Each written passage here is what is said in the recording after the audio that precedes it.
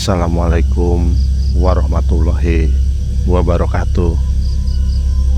Selamat datang di podcast horor gelap gulita, tempat di mana kegelapan memeluk ketakutanmu dan setiap bayangan berbisikan cerita yang belum pernah terungkap.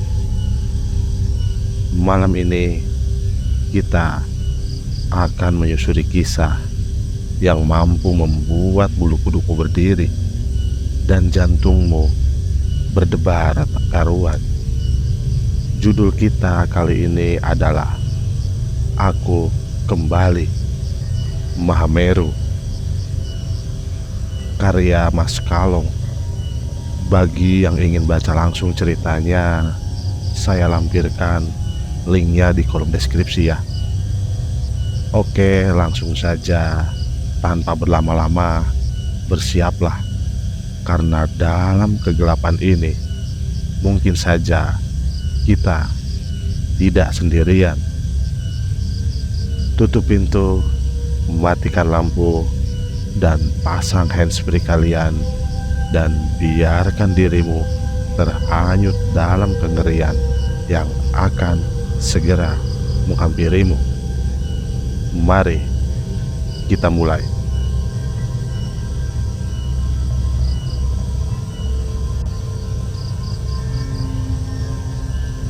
Semeru, 9 Agustus 2014.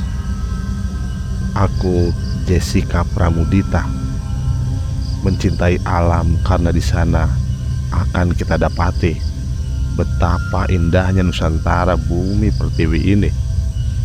Hingga aku ingin memeluknya dengan lafaz syukurku kehadirat Tuhan Sang Maha Pencipta. Aku kelahiran Batu Malang, sebuah tanah kelahiran di kaki Semeru.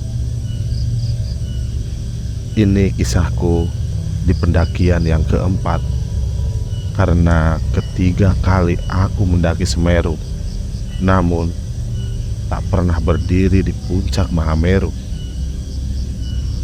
karena banyak sekali halangan yang datang dari berbagai gangguan alam, juga karena gangguan dari jahilnya astral gaib Gunung Semeru.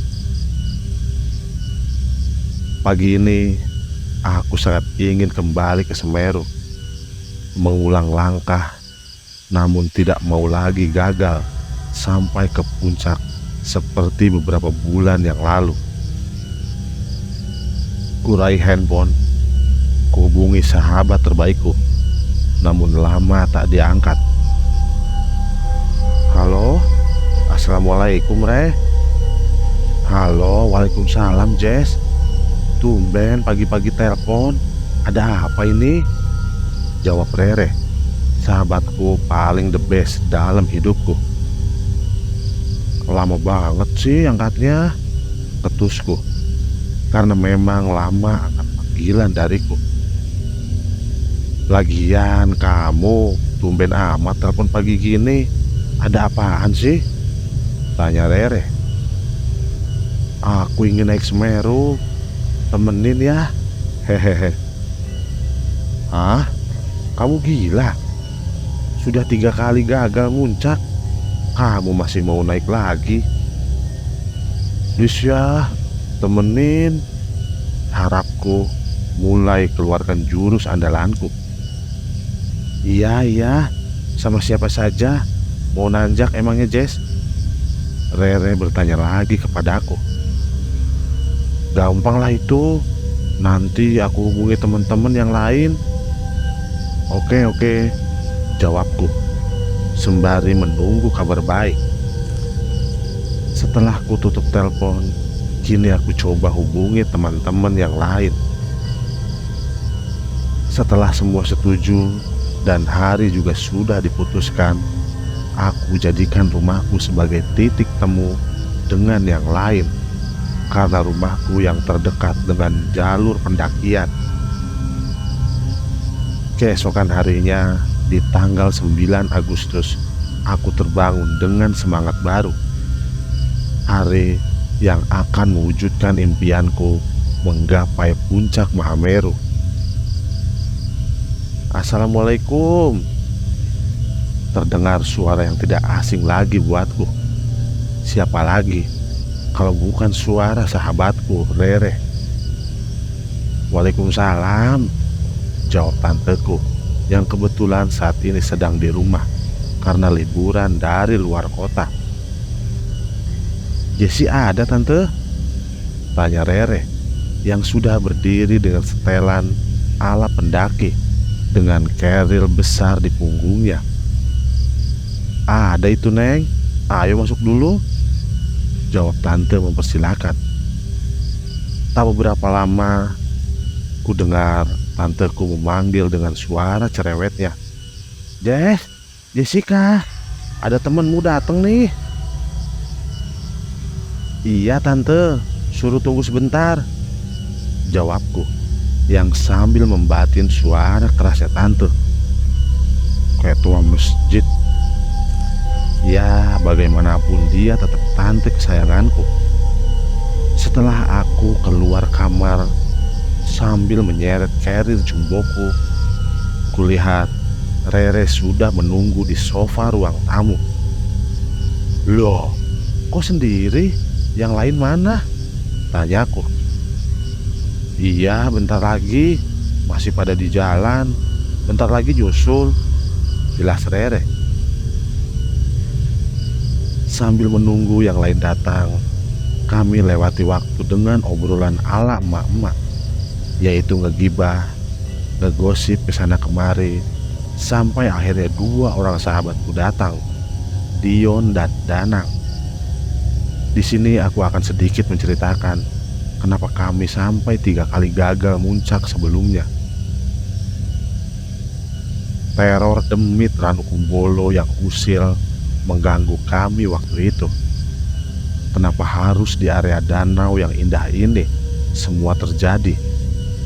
Rentetan kejadian demi kejadian di tempat favoritku. Gangguan waktu pendakian pertama dijahili makhluk astral yang berwujudkan wanita seram. Pendakian kedua, makhluk yang ada di danau Ranukumbolo mewujudkan sosok anak kecil yang sangat jahil. Yang paling parah, pendakian beberapa bulan yang lalu, karena temanku kebetulan saat itu sedang datang bulan. Alhasil, terpaan keusilan lelembut sangat menjadi-jadi. Sampai kejadian temanku kerasukan dan meminta darah segar. Kerasukan vampir apa ya? Hehehe. Hingga akhirnya setiap kejadian itu, aku dan teman sependakianku memilih untuk turun dan tidak melanjutkan perjalanan horor waktu itu. Saat kami berempat sudah komplit untuk membahas perjalanan yang akan kami ulang, tiba-tiba entah dari mana usul itu kalau pendakian ditunda sampai tanggal 12 Agustus dengan tujuan bisa merayakan kemerdekaan Republik Indonesia tercinta di puncak nanti. Sembari menunggu hari itu, kami berempat putuskan jalan-jalan dulu ke Bromo dan bersilaturahmi ke Lumajang di rumahnya Danang. Jessica, Rere, Dion, dan Danang, mereka yang menunda keberangkatan mendaki Semeru yang keempat, memutuskan untuk mendaki ke Bromo. Ya lumayan untuk fisik dan menunggu hari yang sudah ditentukan agar dapat merayakan hari kemerdekaan 17 Agustus di puncak Mahameru. Pagi ini tanggal 12 Agustus kami meluncur lagi ke Malang dengan naik motor berboncengan.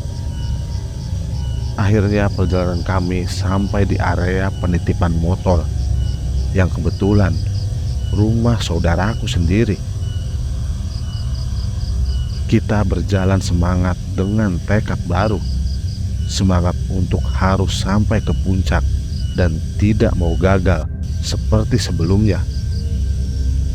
Tekad yang siap hadapi segala misterinya Gunung Semeru.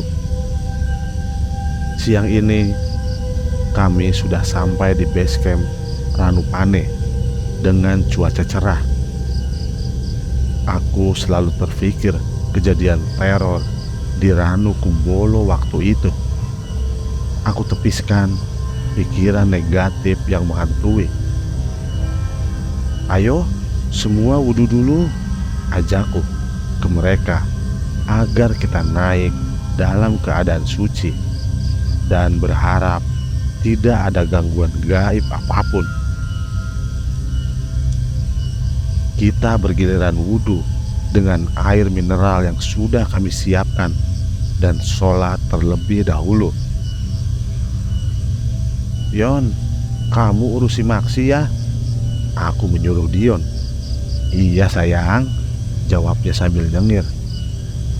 Ah, terserahlah mau panggil apa, ucapku dalam hati. Tak beberapa lama, Dion berlari kecil menghampiri. Oke, semua sudah beres? Dari tadi kek, lama banget bangke, ujar Rere yang jutek dan terlihat kesal. Re, jaga omongan. Kita ini mau bertamu ke Semeru.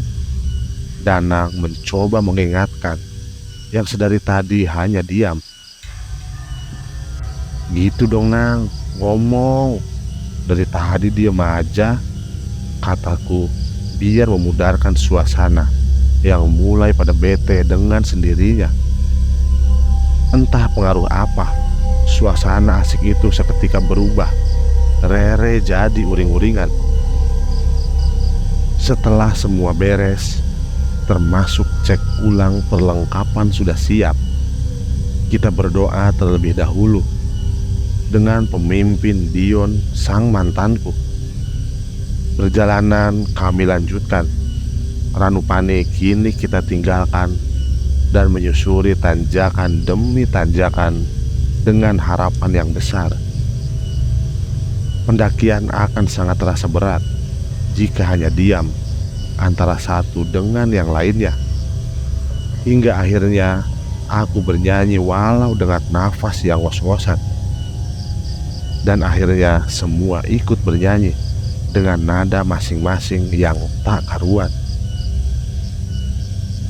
Hingga 3-4 jam lamanya kami melangkah memijakan kaki pendakian ini.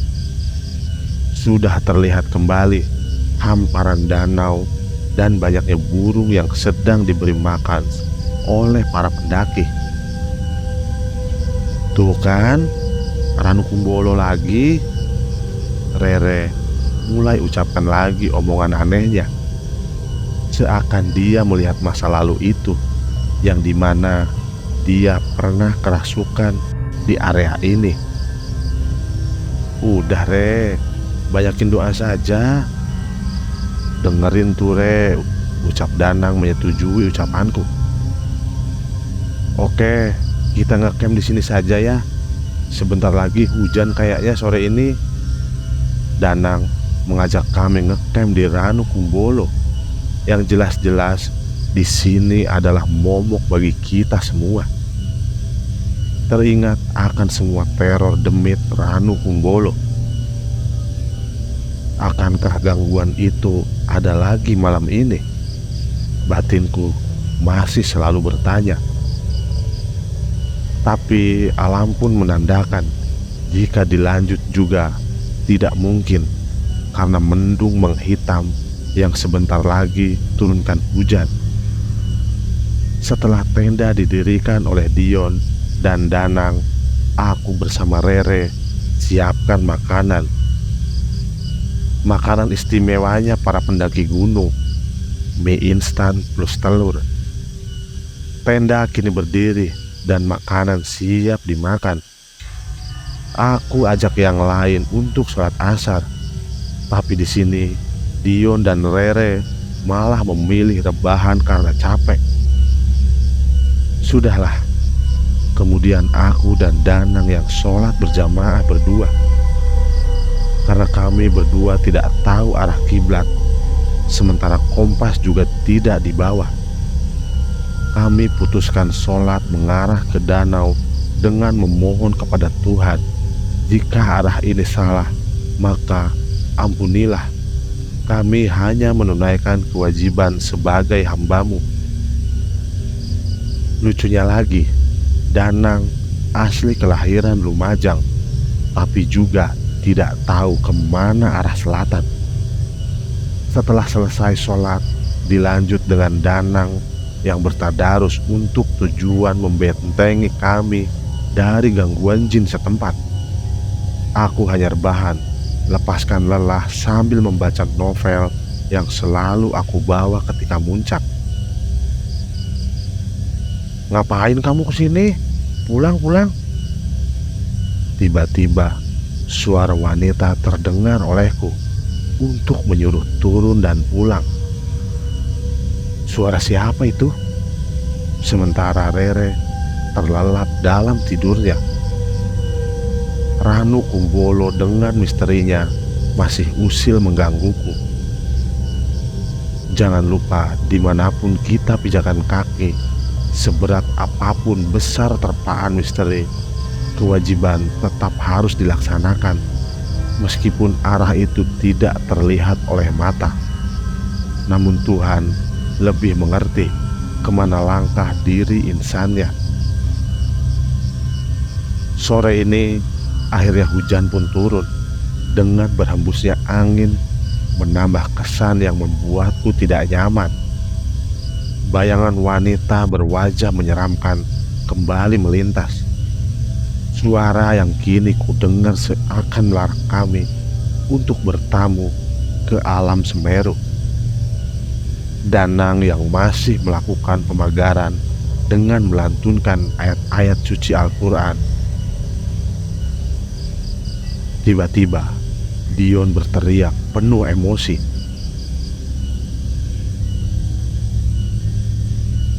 "Ayo, kita lanjut perjalanan ke atas. Hujan sudah reda." Sementara hujan masih bercampur angin di luar sana. "Apaan sih, Yon? Di luar masih hujan. Mau nekat naik, yang ada hipo ntar," jawabku setengah emosi. Sudah, kita tunggu besok baru naik.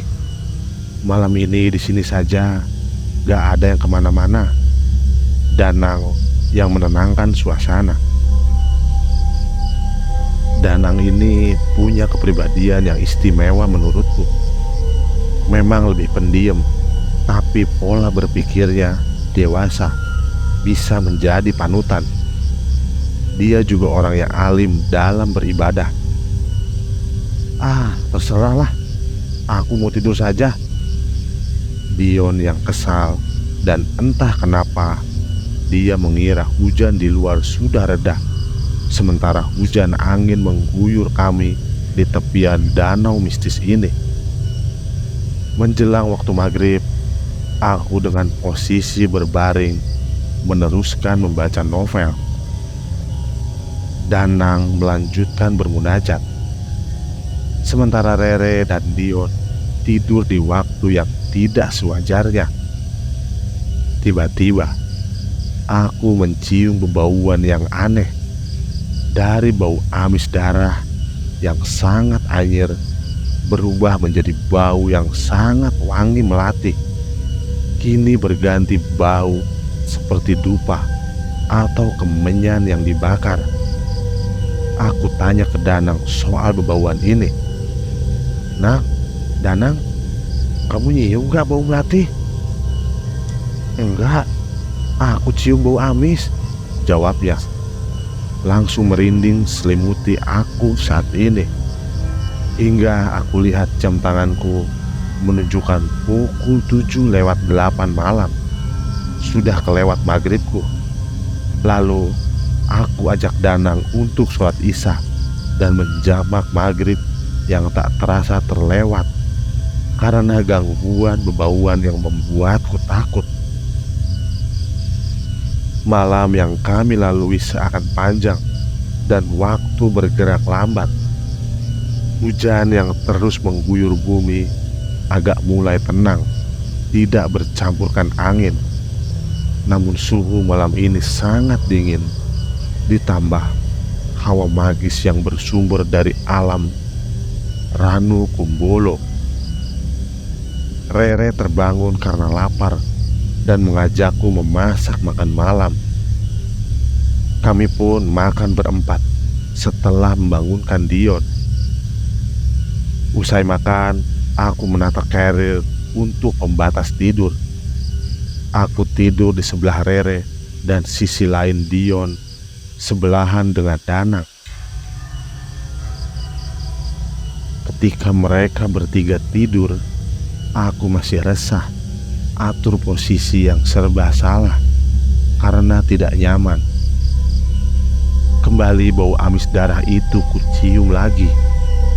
Ya Allah, lindungilah aku juga semua sahabatku. Kami di sini hanya mau mewujudkan mimpi untuk merasakan indahnya puncak Mahameru. Terus aku berdoa di dalam hati. Karena rasa takut yang terus mengganggu, aku mencoba membangunkan Rere yang ada di sebelahku. Namun dia tidak terbangun, justru Danang yang bangun. "Kamu kenapa, Jess?" tanyanya. "Kamu nyium bau amis lagi nggak, Nang?" "Enggak tuh, udahlah istirahat saja. Jangan lupa baca doa," suruhnya padaku. Lalu kuoleskan minyak kayu putih di bawah hidungku, berharap bisa menghilangkan anyirnya bau darah itu. Hingga aku terlelap tidur dan terbangun lagi. Kulihat Danang yang masih duduk. "Nang, gak tidur?" Kini aku yang bertanya padanya. "Belum, Jess. Kamu dengar gak ada bunyi seperti kereta kencana melintas barusan?" "Hah?" Aku langsung bengong mendengar kata-kata yang keluar dari mulut Danang. Semua gangguan aku rasakan sampai datang waktu subuh. Akhirnya kita prepare perlengkapan untuk lanjut nanjak pagi ini. Namun kembali jahilnya lembut tidak selesai pagi ini. Kami yang menyusuri tanjakan cinta serasa lama banget, seperti hanya mengulang-ulang melewati tanjakan ini. Akhirnya kami putuskan berhenti dan memanjatkan doa sebisa kami semua.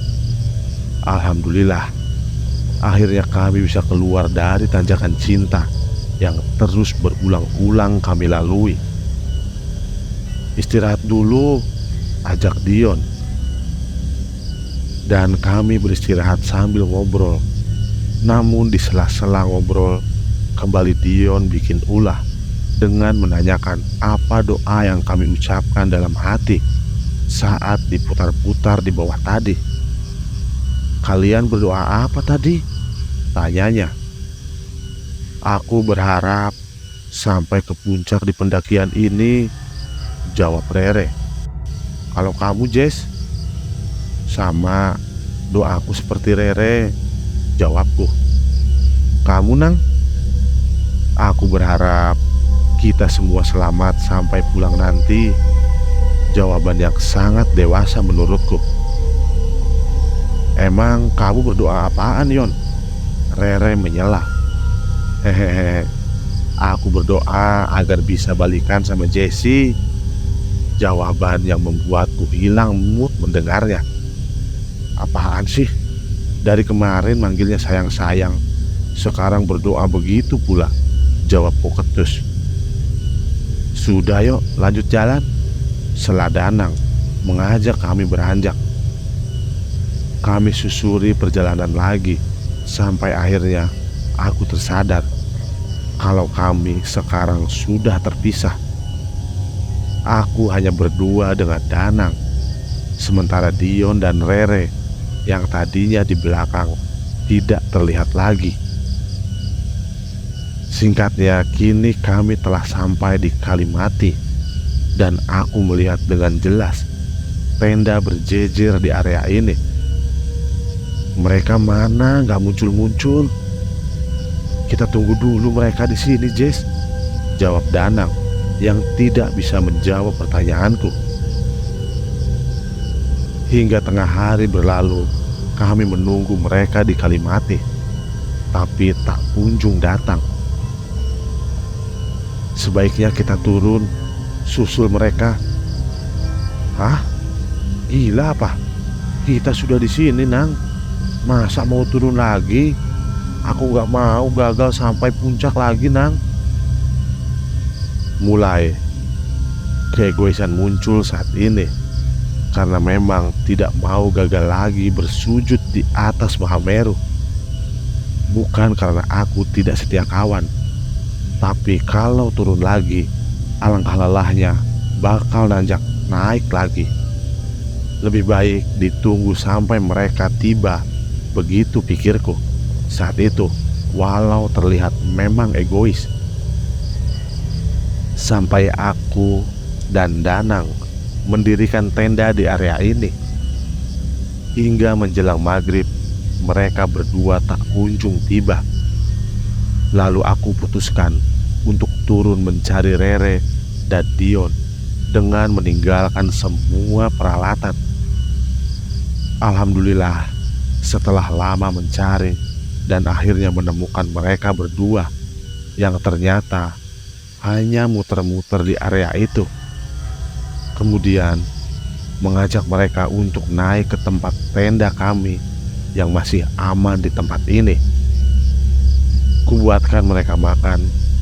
Saat kuperhatikan kedua sahabatku ini, seperti ada keganjilan di mereka berdua. Lebih banyak diam dari tempat kami menemukan hingga sampai di sini. Pandangan terlihat kosong. Apakah ini memang kedua sahabatku? Kenapa dengan mereka seperti terlihat sangat ganjil? Biasanya Rere dan Dion sama cerewetnya, tapi kali ini berbeda. Layaknya ketika bertamu, maka di situ kita bisa menghormati tuan rumah dengan sikap sopan, berperilaku yang baik, berniatan yang bersih. Bagaimanapun, kita wajib menghormati makhluk lain dan meyakini mereka itu ada dan diciptakan sebelum adanya manusia. Jessica dan Danang yang harus kembali turun untuk mencari Rere dan Dion yang seharian terpisah dari mereka. Pas di waktu maghrib, mereka turun dari Kalimati meninggalkan semua peralatan dan menemukan Rere juga Dion yang masih kebingungan, hanya berputar-putar di area savana itu, seakan dibuat pusing oleh dedemit setempat. Kini setelah di tenda, aku buatkan makanan untuk mereka. Namun di sini terlihat ada kejanggalan di kedua sahabatku ini. Mereka yang suka cablak ngomong sembarangan tanpa rem, kini hanya terlihat diam dengan tatapan mata kosong. Kulihat Rere seperti kedinginan karena terlihat sangat pucat. "Pakai jaketku, Re." Aku pinjamkan jaket gunungku, berharap untuk dia tidak kedinginan. Yang paling aku takutkan kalau dia sampai hipo. Dia hanya mengangguk dan kemudian memakai jaketku. Selama kami ngecamp di Kalimati, aku masih mencium bebauan itu. Dan di sini mulai kudengar suara gending gamelan mengalun. Saat itu kulihat Dion dan Rere kini tertidur.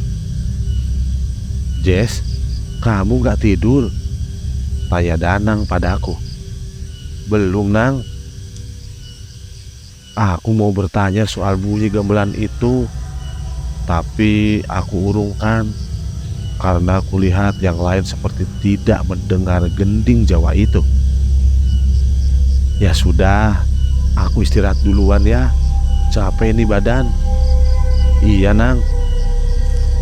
Akhir obrolanku yang kini semua pada tertidur. Hanya aku sendiri yang masih terjaga dengan bau yang aneh ditambah suara gamelan yang mengalut. Tak butuh waktu lama, aku tertidur dan bermimpi yang sangat aneh, didatangi oleh nenek-nenek.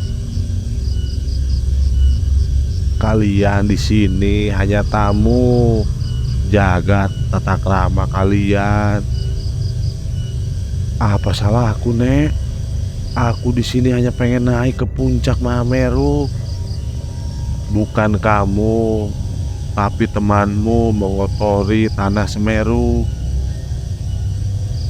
Sampai akhirnya badan ini seperti ditindih dan dicekik. Seluruh badanku kaku, tidak bisa digerakkan sama sekali. Padahal mataku sudah terbuka, tapi kondisiku susah digerakkan. Jess, bangun, bangun. Danang mencoba membangunkanku. Kamu mimpi apa? Lupa berdoa ya sebelum tidur. Aku hanya membaca istighfar dan membayangkan nenek tadi. Jessica. Danang memanggilku lagi. Iya Nang, aku sholat tahajud dulu ya, imbuhku. Ya sudah, kita jamaah saja. Selesai kami beribadah, aku mengobrol dengan Danang yang disusul Dion yang kini ikutan bangun. Namun aku merasa ada sosok yang tinggi besar berdiri di belakang tenda kami. Entah yang lain merasakan atau tidak. Kulihat Danang masih duduk dan membaca ayat suci. Dion kini sibuk dengan HP-nya. Kamu gak sholat, Yon? Enggak, Jess, dingin, jawabnya yang masih asik melihat ke layar HP-nya. Pagi ini kami lanjutkan perjalanan di tanggal 15 Agustus. Yang di atas sana sudah menjadi hamparan bebatuan gurun pasir yang menghalang puncak Mahameru yang kami impikan. Namun di sini kembali gagalnya perjalanan.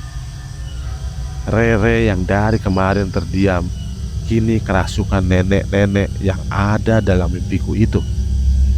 Berbagai doa dan cara kami lakukan, tapi tidak membuahkan hasil. Sudah, pegangin saja Rere. Danang yang menyuruh kami berdua memegangi tubuh yang melawan, meronta dengan berbagai ucapan ancaman keluar dari mulut Rere. Di sini aku hanya bisa menangis, berharap ada pendaki lain datang menolong. Di Kalimati itu banyak tenda berdiri, tapi tidak satupun kulihat adanya pendaki naik, menolong, bahkan sekedar lewat pun tidak ada. Ya Allah, berikan pertolonganmu. Aku yang menangis dan tetap memegangi Rere, dibantu oleh Dion. Sangat lama kejadian itu, hingga Danang memberikan air yang sudah dia doakan. Tubuh kerasukan itu seketika jatuh pingsan. Akhirnya kita putuskan untuk turun sambil menunggu Rere tersadar. Kami duduk hampir seharian di sini. Satupun manusia tidak ada yang singgah, bahkan terlihat. Sampai Danang dirikan tenda lagi di malam ketiga ini. Kembali kami ngecamp sambil menunggu kondisi Rere membaik, lalu turun. Malam itu kami berembuk untuk turun paginya. Aku mau kita semua turun, pulang. Gak perlu kita naik Semeru lagi kalau kayak gini. Ya udah, kita besok pulang. jawaban Dion. "Enggak, Jess, aku mau lanjut." Suara Rere ku dengar lemah. Dia masih terbaring memejamkan mata. "Buat apa naik lagi, Re? Lihat kondisi kamu. Kalau kalian mau turun terserah. Aku tetap mau wujudkan mimpiku, Jess." "Re, kamu mikir dong." "Sudah, biarkan Rere istirahat dulu, Jess." Danang menengahi perdebatanku. "Tapi Kanang, lihat kondisinya." Masih kesal aku menahan emosi. "Iya, Jess, sabar. Kita yang sehat mesti ngertiin yang sedang sakit. Lebih baik berdoa lalu istirahat." Aku kini hanya menangis di sudut tenda, melihat sahabat kecilku yang kini kondisinya lemah. Masih menahan emosiku, yang semua karena keegoisan masing-masing. Kini sudah dengan kesepakatan dan demi permintaan Rere, kami memutuskan tetap naik sampai ke puncak Mahameru. Dengan memapah Rere yang lemah, berbagai susah payah dan kejadian kami tempuh berempat, hingga akhirnya sampai di puncak di tanggal 16 Agustus 2014. Walau tidak bisa ngecamp dan merayakan di hari kemerdekaan seperti harapan kami hanya 15 menit merasakan alam Mahameru karena lebih memperdulikan kondisi Rere saat itu. Kami turun dan sampai di tenda. Setelah beristirahat, lalu membereskan semua peralatan packing dan turun agar kondisi Rere segera membaik, berharap dapat penanganan medis. Perjalanan akan menjadi makna dan pelajaran untuk mereka yang menempuhnya. Tak lepas dari takdir, entah itu indah ataupun kelam, kita hanya bisa menjalani dan menerima dengan rasa ikhlas. Impianku menapaki puncak Mahameru terwujud, meski kami tidak bisa lama di atas, melihat kondisi Rere yang lemah, tetapi tetap ingin mimpinya tercapai kali ini. Dengan memapahnya, kami lalui medan terjal, terpaan padang pasir, dan bebatuan yang kapan saja bisa jatuh menimpa kami. 16 Agustus 2016. Tercapai sudah impian kami berempat. Dengan keempat kalinya kami kembali ke Semeru. Hanya sujud syukur memanjatkan doa, lalu kami beranjak turun. Semua barang juga tenda kami packing. Setelah semua beres, kami demanding satu dengan yang lainnya, hingga tak terasa tangisku memecah di saat ini. "Ayo turun, kasihan Rere," isaku. "Iya, Jess, sudah gak usah nangis lagi." Dion menenangkanku. "Makasih ya buat kalian sahabatku." Suara itu keluar dari sudut bibir pucatnya Rere. "Ya udah, ayo pelan-pelan kita turun," ajak Dion. Sementara Danang masih dengan diam. Rere dipapah untuk jalan oleh mereka berdua, dan aku mengikuti dari belakang dengan membawa 2 carrier milikku dan Rere. Di depan kami yang tadinya berjejer tenda di area kali mati, kini yang terlihat hamparan dan luas dengan rumput yang kuning mengering. Aku merasa aneh di sini. "Nang, Danang." Aku memanggil Danang yang masih berjalan memapah sahabatku. "Sudah, Jess, berdoa saja.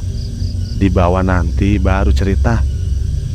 Danang memotong omonganku, karena pasti dia juga merasakan keanehan ini. "Tenda-tenda itu kemana hilangnya?" Tiba-tiba Dion menjabarkan apa yang kita lihat. "Sudah, Yon, Banyak berdoa saja, abaikan semua yang ganjil kita lihat. Oke Nang, Kalimati yang kini kami lalui malam itu kosong. Tidak terlihat satu tenda pun atau satu pendaki juga tidak ada. Yang ada hanya kami berempat menapaki misteri ini. Ya Allah, sampai kapan ujian ini akan berakhir? Apa kesalahan yang telah kami perbuat hingga bisa jadi seperti ini? Kami mulai menuruni savana di tengah panasnya siang ini. Hingga tiba-tiba Rere berteriak meminta ampun. Dia menangis sambil duduk menyembunyikan mukanya. Dion juga Danang yang tadinya memapah Rere ikut jongkok dan bertanya, "Rere, kenapa Re?" tanya Danang. "Istighfar Re, istighfar. Kamu lihat apaan Re?"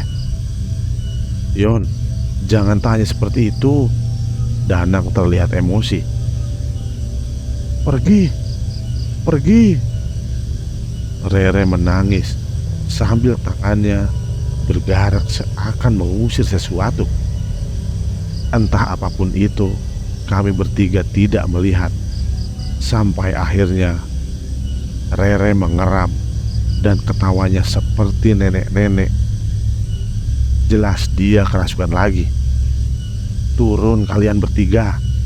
Anak ini akan tinggal di Semeru." "Siapa kamu?" Danang bertanya. "Aku penghuni Semeru yang rumahku sudah dikotori oleh darah anak ini," katanya sambil tertawa. Tiba-tiba Rere bangkit dan mau berlari. Untung Dion sigap menangkap tubuh Rere dan kami bertiga memegangi tubuh Rere yang kini mengamuk sambil berteriak, "Anak ini harus mati! Anak ini harus mati!" "Tidak akan ada yang mati di sini," teriakku dengan emosi yang meluap.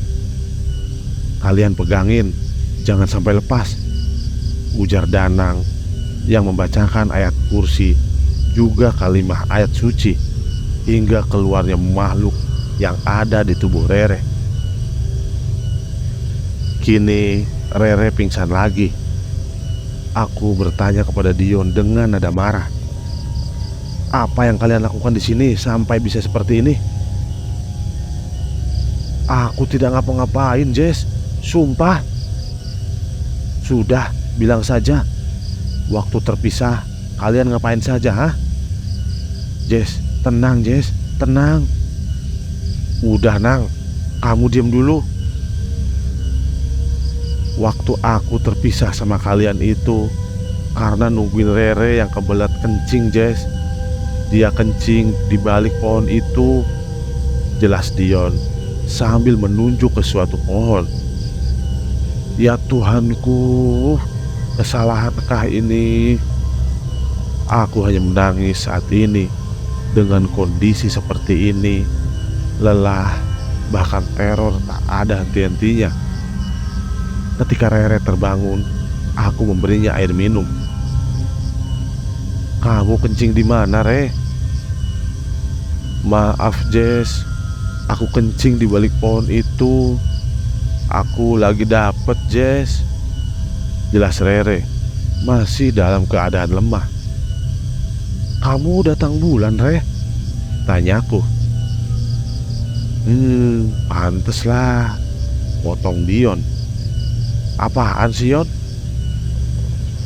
Meski aku kaget dengan penjelasan Rere, mau marah juga buat apa, hingga Danang menyuruh Rere untuk menyiram bekas kencingnya dengan air yang dia kasih.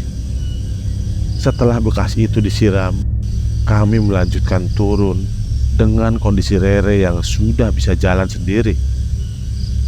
Ranu Kumbolo kami lewati begitu saja, sampai kembali ke Ranupane dan beristirahat di rumah saudaraku sambil menceritakan semua kejadian itu. Malam itu juga kami pulang. Aku yang diantar Dion, sementara Rere diantar sama Danang. Beberapa hari kami berempat tidak ada komunikasi sama sekali. Sampai akhirnya orang tua Rere memberi kabar kalau Rere sakit semenjak dari pendakian itu. Kami bertiga yang menjenguk Rere mengadakan selamatan kecil-kecilan untuk kesembuhan Rere. Pengobatan medis dan juga non-medis sudah dijalani, hingga keluarganya Rere mengajaknya pindah ke Bandung. Takdir menuntun Rere berpulang ke sisi Tuhan Yang Maha Esa sebulan setelah pendakian itu. Untuk sahabatku Rere, semoga Allah Subhanahu wa Ta'ala melapangkan kuburmu, mengampunkan segala dosa-dosa semasa hidup, dan memberikan tempat terindah di surganya. Amin. Selesai.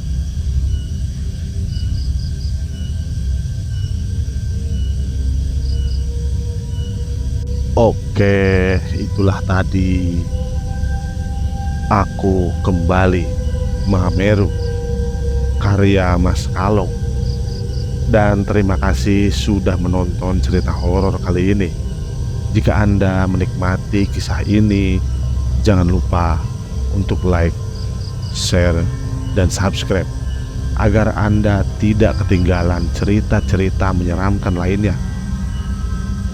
Aktifkan juga lonceng notifikasinya supaya Anda menjadi yang pertama tahu ketika ada video baru.